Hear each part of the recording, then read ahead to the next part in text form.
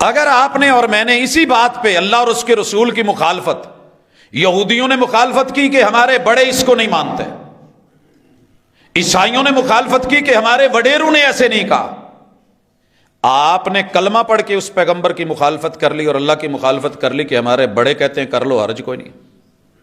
سر جی 1 سال 2 سال کی گیم نہیں ہے، 1 یا 2 سال کی گیم نہیں ہے۔ میں نے پہلی مرتبہ جب ہوش سنبھالا نا کہ پاؤں سے پاؤں ملاتے ہیں اور یہ لفظ سنا تو میں شہر اچ شریف میں تھا جہاں 1.25 لاکھ ظاہری اور 1.25 لاکھ باطنی بزرگ۔ کسی ایک استاذ نے کہا، باقیوں نے مذاق اڑایا، کہنے لگے جی اونٹوں کی طرح جو پاؤں کھول کے کھڑے ہوتے ہیں یہ وہابی ہوتے ہیں، گردنیں موٹی ہوتی ہیں۔ چلیں خیر، جملہ سنا آیا گیا لیکن نقش ہو گیا۔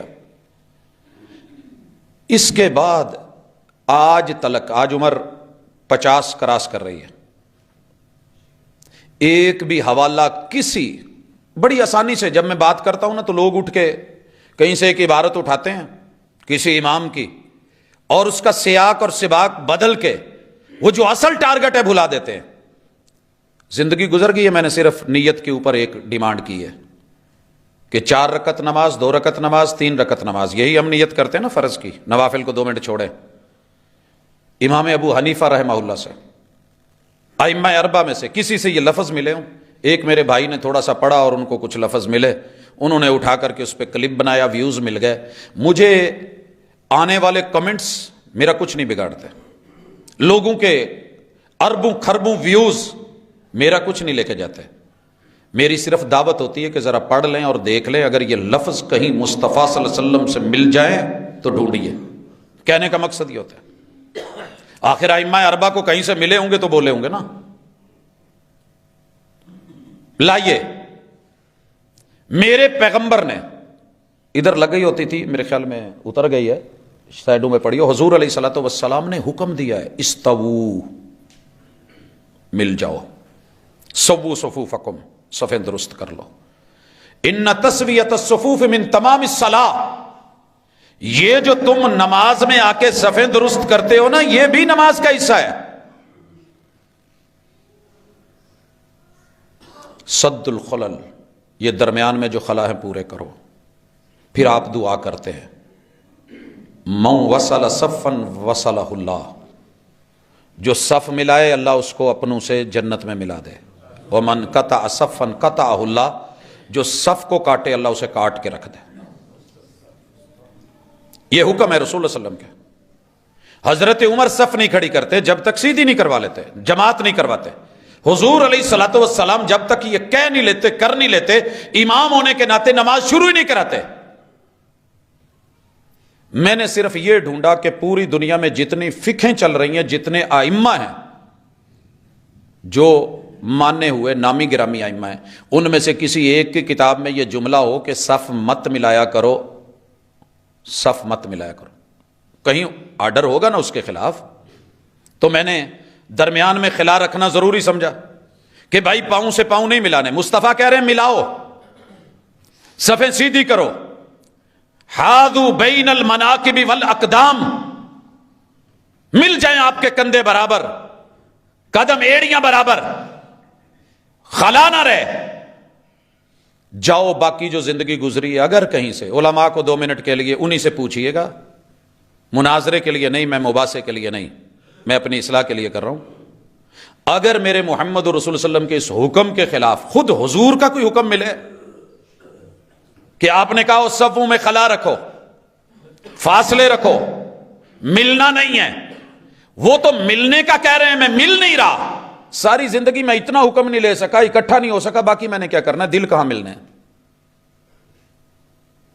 مجھے نہیں ملا۔